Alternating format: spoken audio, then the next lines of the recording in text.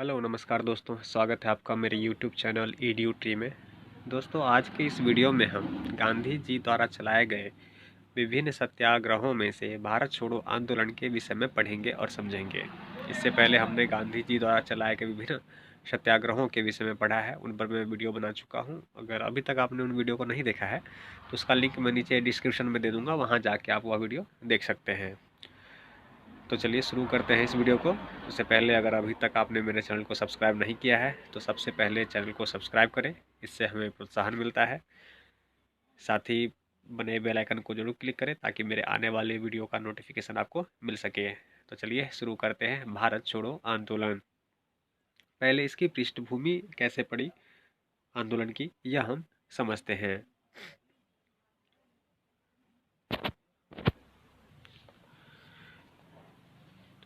युद्ध की प्रतिकूल परिस्थितियों और अंतर्राष्ट्रीय दबावों ने अंग्रेजों को भारत के साथ एक सौहार्दपूर्ण समझौता करने और युद्ध में उसका सक्रिय सहयोग प्राप्त करने के लिए विवश कर दिया। जैसा कि हम सभी जानते हैं कि द्वितीय विश्व युद्ध के बाद साम्राज्यवादी औपनिवेशिक युग का अंत होना प्रारंभ हो गया था। इसके फलस्वरूप ब्रिटिश सरकार मजबूर हो गई थी कि वह भारत के साथ उसकी आज़ादी के लिए कोई प्रस्ताव रखे। इसके क्रम में उन्होंने एक प्रस्ताव पारित किया जिसे क्रिप्स के प्रस्ताव के रूप में हम सभी जानते हैं। क्रिप्स के कुछ प्रस्ताव जो घोषणा पत्र के प्रारूप में शामिल थे वह इस प्रकार थे। युद्ध समाप्त, जो द्वितीय विश्व चल रहा था उसके उपरांत वह युद्ध समाप्त होने के तुरंत बाद भारत को पृथक होने के अधिकार सहित डोमिनियन स्टेटस दे दिया जाएगा। दूसरा, युद्ध समाप्त होने के तुरंत बाद एक संविधान निर्मात्री संस्था का गठन किया जाएगा। इसमें ब्रिटिश, भारत और देशी रियासतों के प्रतिनिधि होंगे। इस तरह युद्ध उपरांत बनाया गया संविधान अंग्रेज सरकार द्वारा इस शर्त के साथ स्वीकार कर लिया जाएगा कि कोई भी भारतीय प्रांत यदि वह चाहे तो भारतीय संघ से बाहर रह सकेगा और इस मसले पर ब्रिटेन से सीधी बातचीत कर सकेगा तथा रक्षा और सैनिक कार्रवाइयों का वास्तविक नियंत्रण अंग्रेज सरकार के पास रहेगा। इस प्रस्ताव में जैसे मुख्य रूप से जो बातें ध्यान देने वाली हैं कि इसमें एक जो हमने भी पढ़ा कि भारतीय प्रांत, अगर कोई ऐसा प्रांत जो भारतीय संघ से अलग रहकर कार्य करना चाहेगा तथा ब्रिटेन से सीधी बातचीत कर सकेगा किसी भी कार्य की सहमति के लिए, वह उसे इस प्रकार का आज़ादी या फिर इस प्रकार का अधिकार दिया जा रहा था, जो हमारे यहाँ कई नेताओं को यह स्वीकार नहीं था। तीसरा था, रक्षा और सैनिक कार्रवाइयों का वास्तविक नियंत्रण अंग्रेज सरकार के पास रहेगा। यह भी आपत्ति का विषय बना रहा। इस घोषणा पत्र को तकरीबन सभी भारतीय पार्टियों ने अस्वीकार कर दिया। कांग्रेस भविष्य के वादों पर भरोसा नहीं करना चाहती थी। गांधी जी ने तो यहाँ तक इसे एक उपमा भी दिया था जिसे उन्होंने एक दिवालिया बैंक के नाम काटे गए एक्सपायरी डेट का चेक कहा था। 8 अगस्त 1942 को अखिल भारतीय कांग्रेस कमेटी ने भारत छोड़ो प्रस्ताव पारित कर दिया। राष्ट्रीय और अंतर्राष्ट्रीय स्थितियों पर विस्तार से चर्चा करने के बाद कांग्रेस ने भारत के लोगों से अपील की, क्योंकि हमने पहले ही आपको बताया कि जो द्वितीय विश्व था उसके उपरांत जो है साम्राज्यवादी औपनिवेशिक युग का अंत हो रहा था और अन्य देशों में भी लोग अपने देश के प्रति लोगों में राष्ट्रीयता की भावना उत्पन्न होने लगी थी और वह उपनिवेशिक वाद का विरोध करने लग गए थे और खुद को आज़ाद करने के लिए कई तरह के संघर्ष करना प्रारंभ कर दिया था। विश्व के इस स्थिति को देखते हुए भारतीय कांग्रेस ने भी लोगों से अपील की कि अपील की कि वो अपने स्तर पर अंग्रेजों का विरोध करना प्रारंभ करें। इसी क्रम में गांधी जी ने अंग्रेजों से यहाँ से चले जाने और भारत को भगवान भरोसे छोड़ने के लिए कहा। उन्होंने सभी वर्गों को प्रोत्साहित किया कि वे आंदोलन में भाग लें। उन्होंने जोर देकर कहा, प्रत्येक भारतीयों को जो आज़ादी चाहता है वह इसके लिए स्वयं प्रयत्न करे और स्वयं ही अपना अगवा बने। इसका संदेश था, करो या मरो। इस तरह भारत छोड़ो आंदोलन शुरू हुआ। तो अभी तक हमने इसकी पृष्ठभूमि के उपरांत जो भारतीय कांग्रेस कमेटी और भारतीय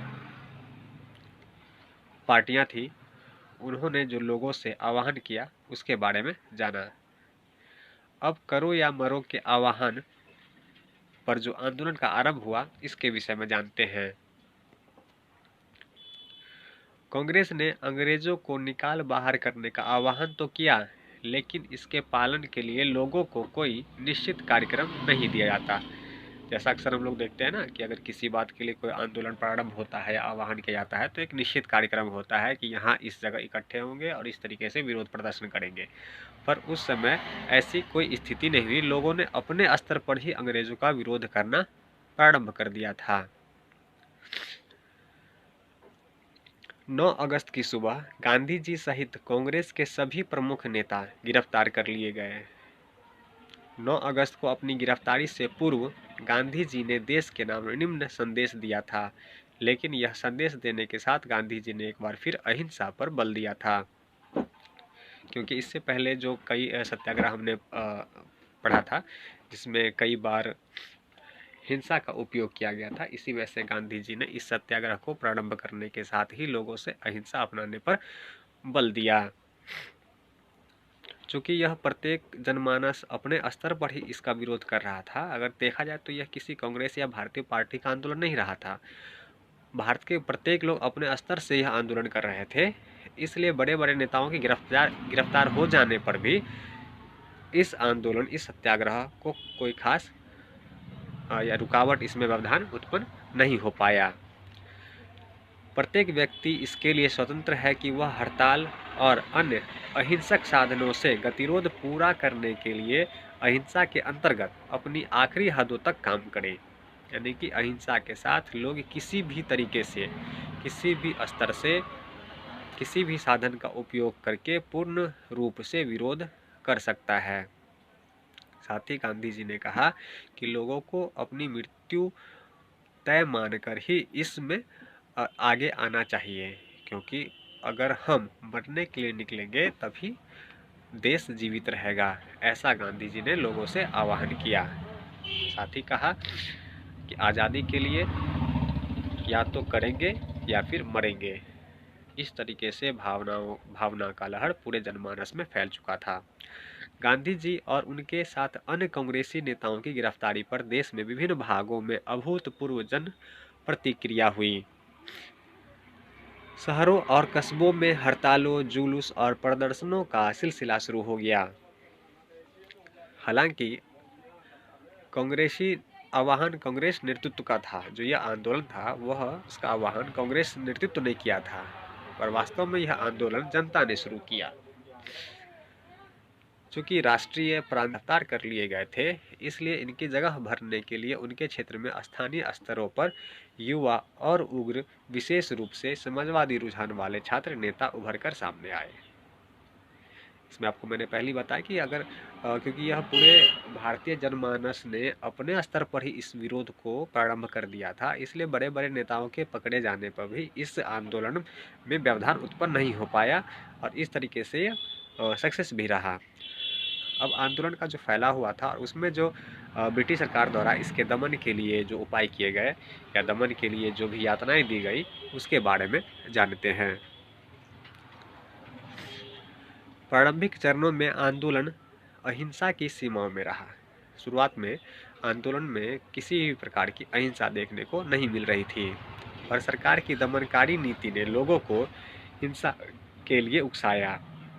कि ब्रिटिश सरकार भारत पे इस आंदोलन के दमन करने के लिए इतना कठोर यातनापूर्ण व्यवहार कर रही थी, जिससे मजबूर होकर लोग हिंसा करने के लिए मजबूर हो गए। अहिंसक संघर्ष का गांधी जी का संदेश पृष्ठभूमि में चला गया और लोगों ने संघर्ष को अपने अपने तरीके ईजाद कर लिए। इनमें ये कदम, इसमें कई तरह के कदम शामिल हैं जो लोगों द्वारा अपनाए गए, उसे भी देखते हैं। सरकारी इमारतों, पुलिस थानों और डाकघरों पर हमला। रेलवे स्टेशन पर उन्होंने हमला किया लोगों ने, और रेल की पटरियों को उखाड़ना प्रारंभ कर दिया। टेलीग्राफ, टेलीफोन और बिजली के तारों को काटना प्रारंभ कर दिया। पुलों को नष्ट करके सड़क यातायात भंग करना और मजदूरों की हड़ताल आदि शामिल थी।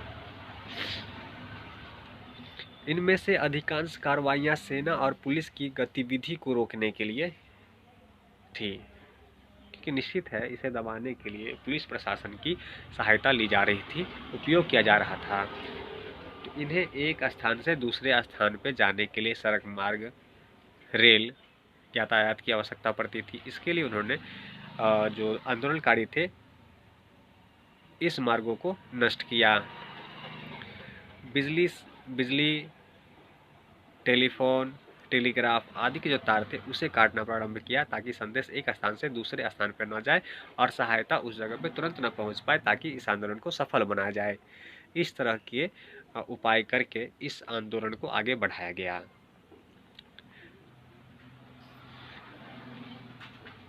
जिनका इस्तेमाल सरकार आंदोलन को कुचलने के लिए कर रही थी। कई क्षेत्र में सरकार का कोई नियंत्रण नहीं रह गया और यहाँ स्थानीय जनता ने स्वराज कायम कर दिया। जैसे महाराष्ट्र में सतारा में एक समानांतर सरकार स्थापित कर दी गई, जो लंबे समय तक चलती रही। बंगाल में तामलुक जातीय सरकार मिदनापुर जिले में काफी समय तक काम करती रही। इस राष्ट्रीय सरकार के पास कानून और व्यवस्था, स्वास्थ्य, शिक्षा, कृषि आदि विभाग के साथ साथ डाक व्यवस्था तथा मध्यस्थता अदालतें भी थी। उड़ीसा में तलचर में लोगों ने स्वराज स्थापित किया।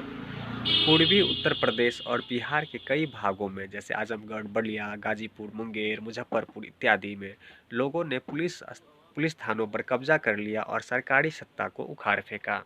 प्रारंभ में यह आंदोलन शहरी इलाकों में ही प्रभावशाली था, परंतु बहुत ही जल्द इस आंदोलन का प्रभाव ग्रामीण क्षेत्रों में भी हो गया, जहां विद्रोह का झंडा लंबे समय तक ऊंचा उठा रहा।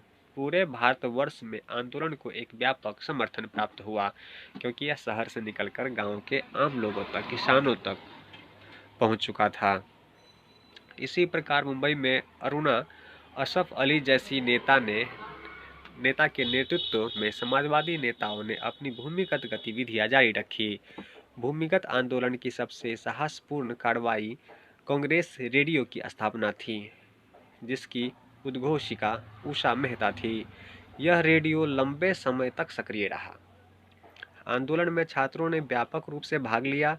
वे देहात में फैल गए और वहां ग्रामीण को दिशा निर्देश देने में महत्वपूर्ण भूमिका निभाई। अब ब्रिटिश सरकार द्वारा इस आंदोलन के दमन में किए गए उपायों को भी जानते हैं।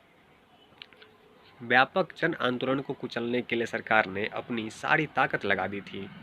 गिरफ्तारियां, नज़रबंदियां, पुलिस के द्वारा गोली चलवाना, कांग्रेस कार्यालयों को आग लगाना आदि वे तरीके थे जो सरकार ने अपनाए थे। 1942 के अंत तक अकेले यूपी में 16,089 लोग गिरफ्तार किए गए। सारे भारत में 1943 के अंत तक गिरफ्तारियां का सरकारी आंकड़ा 91,836 था।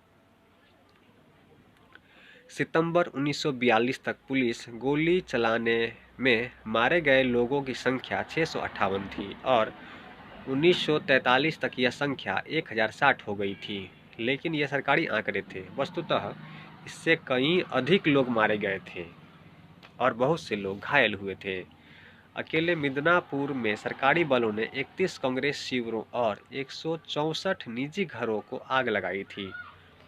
बलात्कार के 74 मामले हुए, इनमें से 46 पुलिस द्वारा एक ही दिन में एक ही गांव में 9 जनवरी 1943 को किए गए थे।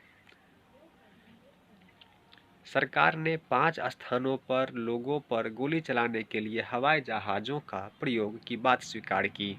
ये स्थान थे पटना के निकट गिरिक, भागलपुर जिला, नाडिया जिले में रानाघाट, मुंगेर जिला तलचर शहर के निकट।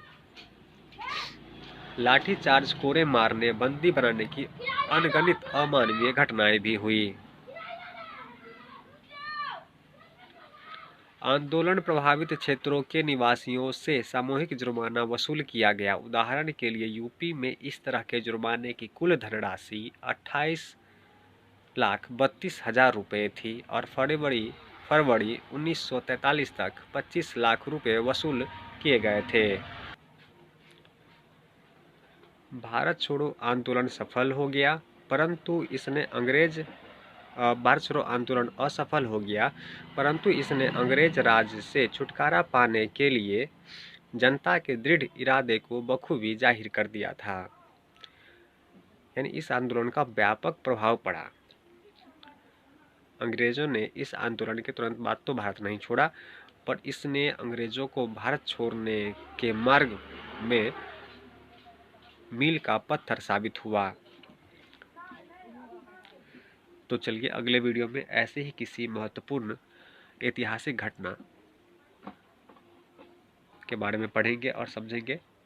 तब तक के लिए चैनल को सब्सक्राइब कीजिए, लाइक कीजिए। मिलते हैं अगले वीडियो में। धन्यवाद।